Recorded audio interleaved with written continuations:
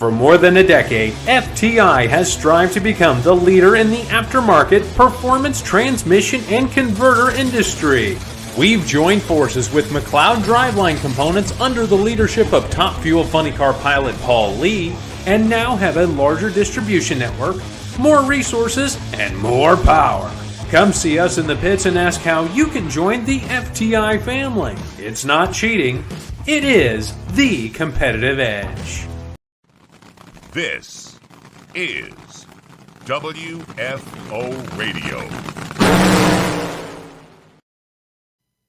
Hey everybody, WFO Radio back on the air. We're just days away from the start of the Amalie Oil NHRA Gatornationals, Gainesville Raceway.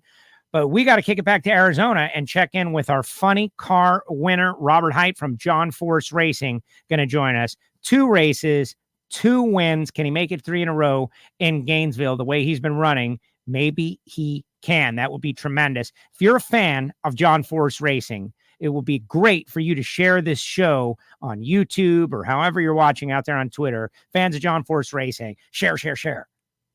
And we're going to hear from Robert just seconds from now. But I do want to tell you about the people who make it possible for me to hang out with drag racers all day long, right? It's pretty crazy. Just hanging out with drag racers all day long. And you already heard about the folks at FTIperformance.com. If you're a bracket racer, super series racer, if you've got a very powerful street car, their transmissions and torque converters lead the industry. They're located in DeLand, Florida. Total Seal Piston Rings, the leader in ring seal technology. Let me tell you, Total Seal does a lot of great things in pro stock, comp stock, super stock, etc.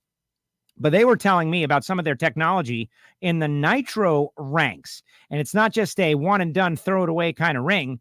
It is more than one run and not done kind of ring. Very interesting, the stuff that they've been educating me on over there at Total Seal. Go to TotalSeal.com to find out more information. Samtech.edu, the School of Automotive Machinists and Technology. It won't be long till we're heading down to Houston. They're part of the country, the next generation of CNC machinists and engine builders and machinists. They're approved to train veterans under the GI Bill. Go to samtech.edu. Call Brian Massengill. Get him on the phone and ask him some questions. Tell him you heard about it on WFO. And then there's Frank Hawley's Drag Racing School, the Dragster Adventure, how you can drive a dragster. And I think you'll find that most of the top drivers in the NHRA started out one way or another with Frank Hawley. Very cool. FrankHawley.com. And of course, Gainesville Raceway, the home of Frank Hawley's Drag Racing School. And then there's Marvin Rodak. We just announced yesterday the Joe Morrison Leverage Racing Rodax partnership. Marvin Rodak creating a very special blend of coffee for Leverage Racing and Nitro Joe. And they're going to run his decals. It's a partnership for this season. And you can support Nitro Joe Morrison by ordering a bag of Nitro Joe coffee at Rodax. 817-924-6821. Later on in the show, I'll tell you about the Patreons, but now it is time to bring on the guy who has dominated the season. He's got the perfect season going on, 2 for 2. Robert Hight. What's up, Robert? Welcome back to WFO. Hey, Joe. Thanks for having me. Thanks for being back. All right, so I think you and I have had this conversation in the past, and you win a fair amount, Robert. You know that, right? You know that you win your fair share and then some. So I was kind of thinking, man, Robert was just on last week. He doesn't want to come back on WFO again, like just days later, and talk to the WFO Universe. And I kind of maybe was shortchanging you a little bit. Like, you earned this. Maybe I'm superstitious and want to do the same thing week after week, especially when it's going well. That is an excellent point. That is an excellent point. I will not do that again. You know, you guys are busy. Do you want to come on the WFO? And the answer is yes. Thank you for that. I really appreciate it. And yeah, you don't want to break a streak, right? And you got one, not just of wins, but of 380 runs. That's kind of amazing. Impressive. Very impressive. You know, basically all of the runs we've made since the season started, we've only missed one run. And I think we're 13 out of 14 for 3.8 second runs. So very impressive. But we've also been in really good conditions, and that's to be expected. But with a nitro car, especially a funny car, you know, having this kind of consistency is kind of unheard of. It's, you know, things go wrong, you know, smoke the tires, drop cylinders, things happen. But so far, it's been really, really good for us. And the only run that we didn't make it, we had to make a clutch disc change that run. and it took us a run to kind of get a handle on it. So hats off to all the Auto Club guys, Jimmy and Chris. I mean, they're on a mission. They worked very hard over the winter to get some consistency back along with performance. You know, it doesn't do any good to be consistent 4.0 car, and you're not going to win many rounds. But to do this with, 3.8 second runs, pretty impressive. And then you look at, the forecast for Gainesville, especially on Sunday. Man, it is going to be fast. And NHRA just did a bunch of work to that racetrack. So can't wait to get there and get started. Yes. Now, you mentioned the work on the racetrack. I know a couple of years ago they resurfaced it in time for the 50th Gatornationals, and the track is now flat. It's a record-setting track once again. Bernstein, Garlitz, all those mile-per-hour records, the speed records, and everything that happened in Gainesville. But we kind of lost that for a bit of an era. The bumps came in and just kind of some tough things as the track got old. But now that seems like it's back if we get the right conditions, which hopefully Mon Nature stays out of it with precipitation, and we can just get some cool and cold weather. I know they also made some changes to the track, like facility-wise, so I'm eager to find out about those. But what do you think is possible out there, Robert? If you're going to 83 in Arizona, what's possible in Gainesville? Well, I mean, I'll be honest. The run that I'm the most impressed with was we ran 384 on Saturday in Phoenix when the track was almost 110 degrees. So to me, that kind of blew me away that we ran that good. So I think if you push hard and you get the conditions, I think you might see 81. I mean, Hagen ran 82, so that's only 100th off. That was a great run those guys made too, by the way. Yeah, well, and it's a knockdown, throwdown battle royale. We put you guys in a cage because cars that can do this. J.R. Todd. There's just a lot of good cars out there that are capable of doing this. Caps is running really well, and obviously Hagen. So it's we got to stay focused and push. But that's the kind of racing that Jimmy Prock lives for. He loves to be aggressive. And, when you have a little bit of a cushion for safety and not smoking the tires, good things are going to happen.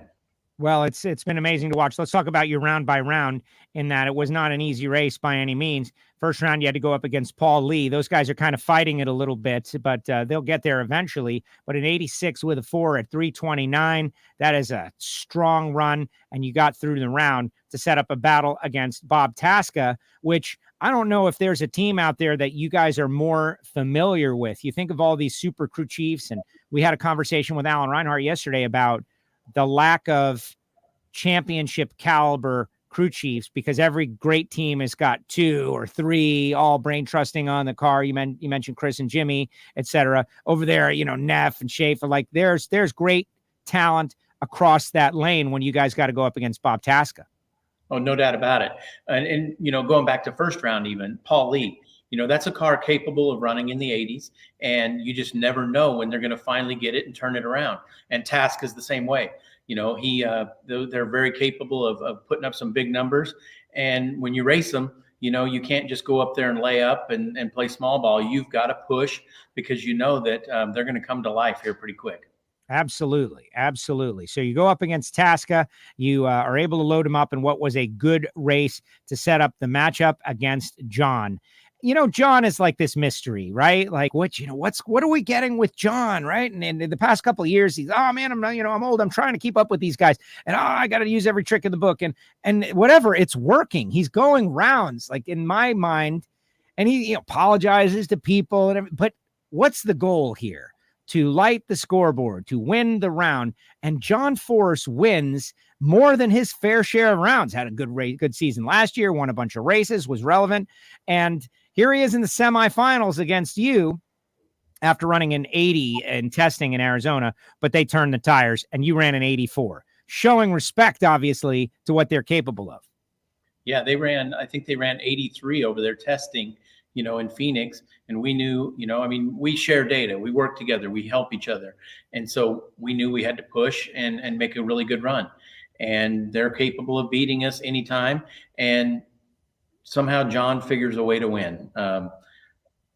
He gets things done. So we knew we had our hands full. Yes. But you got down the racetrack setting up the final round against Matt Hagan, the number one qualifier, who got through Wilkerson and Alexis and Terry Haddock. And isn't that what everybody wants to see? Like the two baddest bulls in the yard battling it out, number 1 and 2 qualifier, Dickie Venables and those guys, Jimmy and his guys rolling to the starting line, both capable of running low 80s. And it was Alex Conaway. He's like, man, it's going to take like an 83 to win this deal, man. 83, 84 to win this deal. It's going to be really tough. And after the race, I talked to him because it took an 83. Someone had to go an 83, and you guys came out on top with an 83.7. Epic final round. But take me through the preparation for a run where you have to get all of it, because they're not gonna cut you a break. No, from top to bottom, you've got to be prepared and ready. I mean, the first 2 races played out exactly the same for me. I was number 1 going into the last qualifying session at Pomona. Caps nips me. Okay. He and I race in the final. Same exact thing happens with Hagan and Phoenix. And you just know, it was 0.02 of a second in the final at Pomona with Caps. So, okay, the car has to be right. The driver has to be right, everything. And the fans are in for a real treat.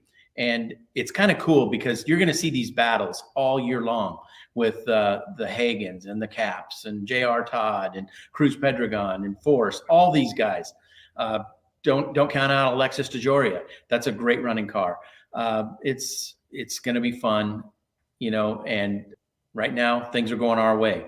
It can turn in a hurry, but we're working hard, and we're not going to get complacent. We're going to stay focused and try to win us another championship. That's number 1 goal. Well, you see him out with a vengeance, right? Last year's performance, not that it was terrible by any means, but you weren't great in the countdown. You weren't happy though, and obviously you went to work. Talk a little bit about that dissatisfaction fueling what's happening now. Well, you have everything in place to win. Okay. Nobody's hit their head. Nobody's forgot how to do this. And, I heard even people say, well, you guys taking the 20 season off.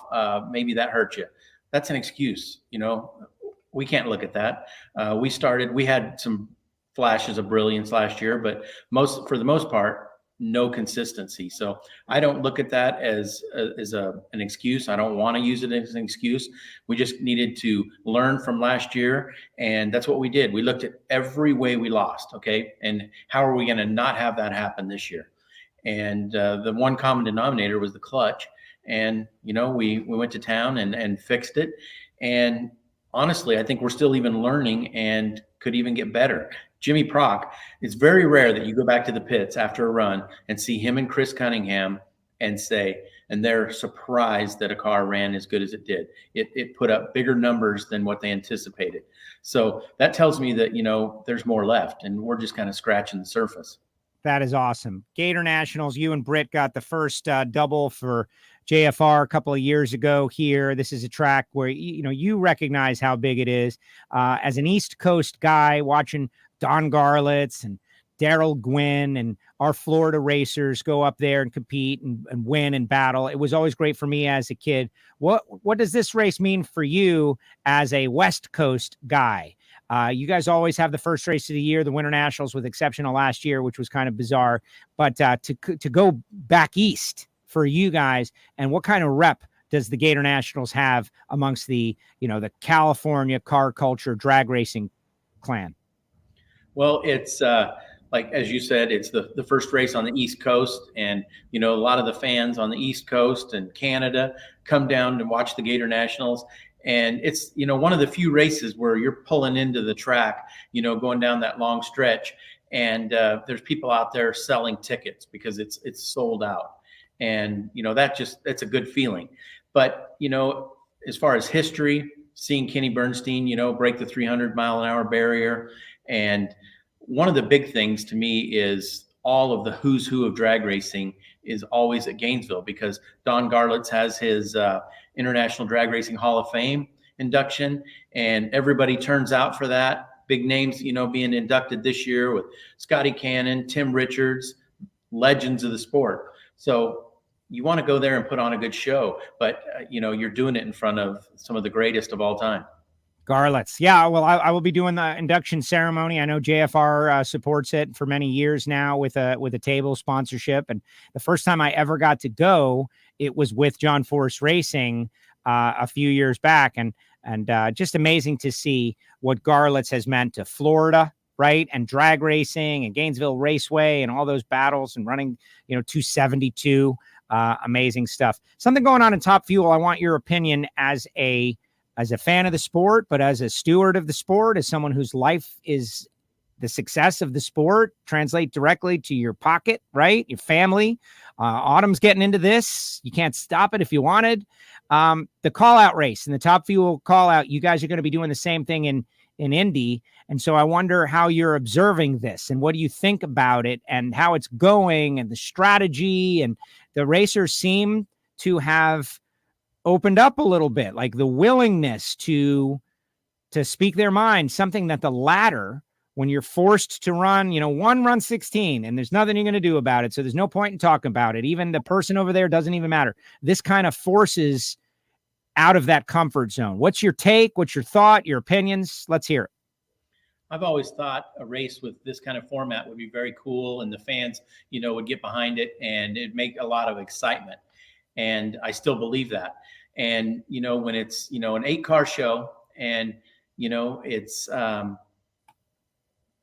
you're going to insult somebody. Okay. If you're, in the top few cars and you get to pick and, it's somebody's going to say, okay, this guy wants a piece of me. Okay. And, it's creates a little excitement. I remember, kind of an example to this, John Force, when he was winning all the races and Austin Coyle, they raced Jim Dunn one time. And I don't think Jim Dunn's car started for the final. I think there was some issue. And then, Austin Coyle made a statement, well, I'm not sure it would have mattered anyway. Well, that lit a fire under Jim Dunn. And the next time Jim Dunn raced him, he kicked his butt. Okay. He dug deep and he did not like that. So got to be careful what you wish for, what you say. But I think a little trash talk here, the fans are going to get behind this and love it. I just hope that I'm in it, when it comes to Indy. And, I'll be honest, I'm probably going to let the crew chiefs pick who they want to race. But I think it's going to be great for the fans. And I can't wait. I get to be a fan and watch it, play out in Gainesville. Hopefully I'll get to be a competitor in it in Indy. Brittany had a great answer when I asked her about, what if Steve calls you out or what if you don't get to call someone out? And she says, I would take it as a compliment because that means he wants to run the best. And I thought, oh man, that's exactly what we need. Salinas has been talking. Langdon has been talking. There's been a lot of talking, a lot of chirping back and forth, which is exactly what we want. And I think you nailed it though. The real fruit that this is going to bear is not at this race. It's going to happen in the future as someone who gets called out and may be beaten or someone who gets called out and beats the person who called him out. That energy that you talked about with Jim Dunn, right? Like people are going to remember whatever is said at this race. Without a doubt. It's going to play out all year long. Okay. It's called revenge. Okay. And you don't want to be embarrassed. You want to show that you're relevant and, you have a really good running car. And the way drag racing works is you can, you're only as good as your last run. Okay. And no matter how many races you've won, anything else, it doesn't matter. Okay. I could go to Florida and not qualify. It's just the way this sport works. It's very humbling. And it's like I said, I'm excited that I get to be a fan and watch the Top Fuel call out, and then hopefully be a part of it in Indy. Well, you'll be a part of it. You've won 2 races already. Let's not, obviously, if you keep showing up, God willing, everything will be good. Let me ask you this. Let's get crazy with it, right? Like, what if this works? Everybody's already talking about it. Would it be the word? Like, is it beyond the realm of possibility that we incorporate this into a normal event and the top 8 qualifier, the top X qualifiers get to select their opponent. I don't know what would happen in round 2. It would change the ladder system. It would definitely not be a purist kind of thing for drag racing fans who love to look at the ladder and follow the ladder. But if this like really brings people out of their shells, is it worth considering at the regular national event level? I think it is. I think it, especially if the fans love it, that's what we've got to do, is create excitement for them. That's why we're here. But, I feel that like we could take this one step further. Okay. And I guess I'm speaking out of turn here because I don't know, when are they going to get to call your competitor? Is it right before first round? No, it's Friday. Friday, they're making the call out. The actual, as I understand it, Friday late afternoon, the first call out happens. So it's before qualifying. After the first session of qualifying. I think it should be the way around. Okay. Yeah. I think it should be before qualifying. Okay. So you don't know what your opponent's going to run or how they're running. I think you should do it. I think this call out should be done before anybody makes a run in Gainesville. Okay. I like it. You know what? I think now that I'm kind of going back on that deal, I kind of think that might be the way it is. I had messed with the schedule a little bit, but let's assume that is the case. Better. Because then it's like, okay, if somebody just struggles to get down the track Friday night, well, they're kind of like, a sick little bird, and that's who we're going to pick, right? Right. No, let's pick it based on how people have run up to Gainesville. I like it. Well, also the guy who's like the big bully who picks the sick little bird to race, there's going to be some blowback on that too. Like the fans are going to be like, hey man, you're supposed to be a good racer. You shouldn't pick the weakest person to race. There's many pitfalls here. There's a dynamic, the fans, the other driver, the other team, your team. Like, man, we don't want to go race the weakest person. We want to race the baddest person. I'm so excited about it. Excited for it. Robert, thank you very much. Any final message to the John Force Racing fans and everybody else out there watching on WFO here? Nope. I'm glad I got to come on before the next race. So we kind of somewhat in tradition, for the first races. This counts. I've been better, but whatever. Thanks for having me. And let's do it again after Gainesville. Right. You can lock yourself in for the whole season if you want. You just got to keep winning. And thanks for wanting to come on, honestly. I know you guys have got a lot of media responsibilities at John Force Racing. And there are times where I want to let you, and John especially, off the hook a little bit, right? Like, oh man, do they really need to? And the way you positioned it set me straight a little bit. Like, all right, no, man, it's not about me using these guys up for the audience. It's about connecting with the fans and keeping the energy going and all of that. I appreciate you saying it that way, Robert. I just, I know how busy everybody is, and to do this 20 minutes, however long it was, out of your time, you could have been doing something else, but thanks for making that call. No problem. Love the show and love your energy and passion for the sport. We need more people like you, Joe. So thank you. All right, Robert, see you in Gainesville. Thank you so much. Thank you. There he goes. Robert Hight with us here on WFO Radio. Yeah. Amazing stuff. Like, I'm honored and humbled and all of that stuff. And I know that, I've been talking to Robert Hight on WFO for well over 10 years. And you'd think that, I won the race. We missed the WFO, catch him on the next one. Oh, no.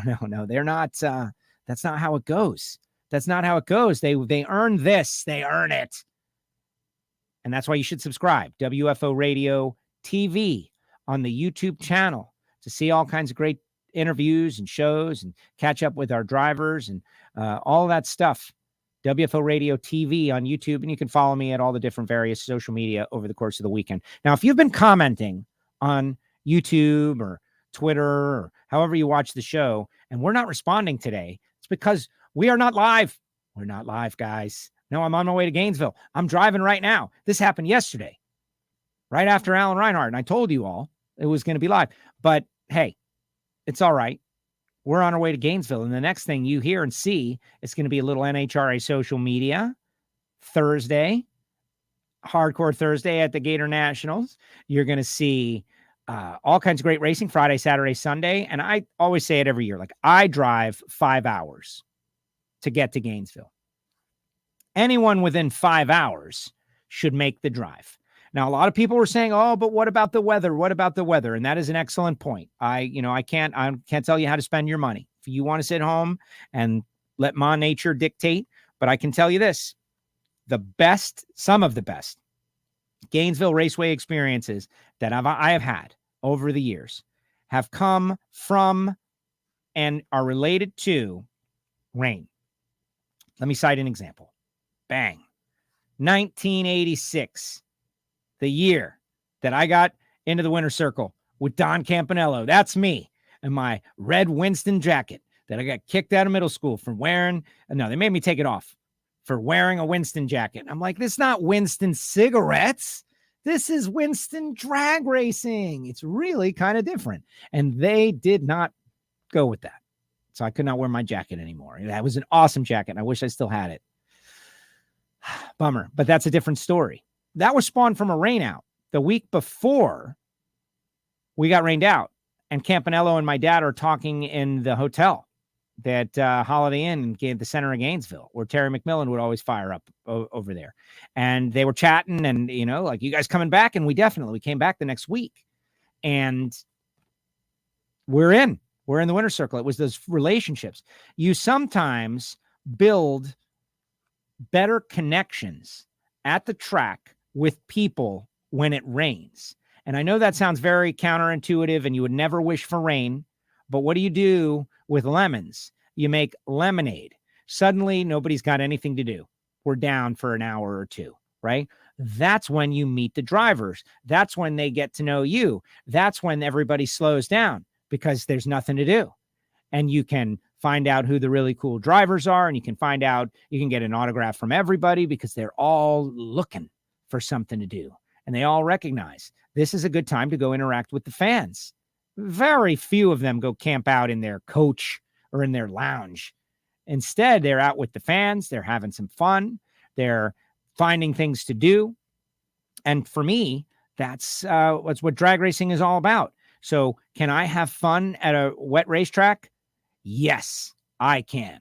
I know exactly what to do, where to go, what to do. It's not optimal. I would never choose it. It's not something I want, but it's a weather report is never going to stop me from going to a racetrack. I remember there would be times we'd be in the hotel in Gainesville and it would be raining in the morning. It's like, it's already raining. Should we even go? The answer is yes, we're going to go. We're going to go. And the sun would come out and we would race. And there were people that we would go with over the years. Remember, I've been to every Gatornational since 1980. It's 2022. This is like my 43rd year or something crazy, right? Got a lot of experiences that I don't even remember.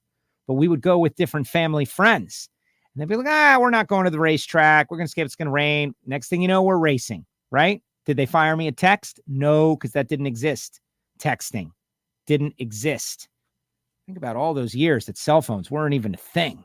I'm super excited to go out there with my iPhone and take some great photographs and see this guy. Want to remind you guys, for the first time ever, the International Drag Racing Hall of Fame ceremony is going to be streamed Thursday night. Go to the International Drag Racing Hall of Fame Facebook page and like it. And obviously, you can get it in multiple places. And you'll be seeing it. I'll be hosting it. I'll be wearing a tuxedo. You'll be shocked at what's going on. Joe Amato, going to induct Tim Richards. Bobby Bennett from Competition Plus, friend of WFO, going to induct Scotty Cannon. Think of the story of Scotty Cannon, who was originally a Pontiac guy. How about that for a stat, right? Amazing. Rick Stewart, Jack Moss, and others going to be inducted. There's going to be a lot of videos and comedy and fun. Stars Drag Racing going to be there. I've heard that Justin Ashley is going to be there and others. We're going to try to get them all on there. And you're going to be taking part in one of the great events of drag racing that only a very select few people get to actually go to. And now, all around the world, you will be able to enjoy it. Hopefully everybody in the WFO universe will do exactly that. Before we get out of here, I want to shout out to our friends, Total Seal Piston Rings, the leader in ring seal technology, and of course, FTIperformance.com, samtech.edu, the School of Automotive Machinists and Technology. Marvin Rodak got that new Nitro Joe Morrison blend of coffee. And I would hope the WFO universe would support Nitro Joe Morrison and that blend of coffee and give it a try, right? Maybe it's better than the WFO Radio blend. Maybe, but I doubt it. Maybe. I don't know. Frank Hawley's Drag Racing School, all helping us out. In our Patreons, we were talking about Britt's birthday yesterday, one of our patrons. This is a VIP listener club, behind-the-scenes content, advisory board, as in when I've got a big question, like, should I let the bots overtake my WFO Radio Instagram account and see if the bots can propel us to larger numbers? I ask the Patreons. That's who I ask. Right? Whenever I have something that I'm not sure of with the WFO Universe, I ask the Patreons. Patreons get some swag. They get some stickers. They get something for their money. They get access to the Ignition Show, and they get Monday Motivation. And it's ever growing. Who knows? We're going to do 2 Patreon-only meetups later on this year, one at the U.S. Nationals, one at Vegas, too. Hopefully, you can join us and grow and join and be a part of the Patreon group. There's like, 60 of them. And what is probably the most prideful thing for me is, on the app, there's the people who have dumped you, right? The people who have dumped you on Patreon. Like, they thought it was okay, and then they decided, we're going to go in a different direction, you're fired. And we haven't really been fired by anybody yet. Like, eventually, we're going to get fired by somebody, but not yet. Maybe today will be the reason. Don't do it. Don't do it. Thanks to Robert Hight, of course, Sarah from JFR. Thank you, Sarah. That was this is all Sarah, guys. It's all Sarah. I was going to let him off the hook. No, you don't need to do WFO Radio today. But he wanted to. Lesson learned. Check out the WFO store, WFOradio.com. We have got swag. We got shirts. We got sweatshirts. We got coffee mugs. We got hoodies. Just don't wear it in school. We got, I think the WFO hoodie you can wear. All kinds of good stuff. And thank you to everybody for participating in the show. What a great week. J.R. Gray, Lyle Barnett, Taylor Comiskey, Flying Ryan Ayler doing a thing in Gainesville Thursday night at the Hooters. Probably where Reinhardt will be. If I had to guess. And then, of course, Alan Reinhardt, now Robert Hight. Amazing. And we're up with all the winners so far in 2022. Thanks to everybody who rocks a WFO sticker on their race cars. Appreciate you. And we'll see you next time right here on WFO Radio. Thank you so much to Robert Hight. We'll see you all in Gainesville for Gatornationals.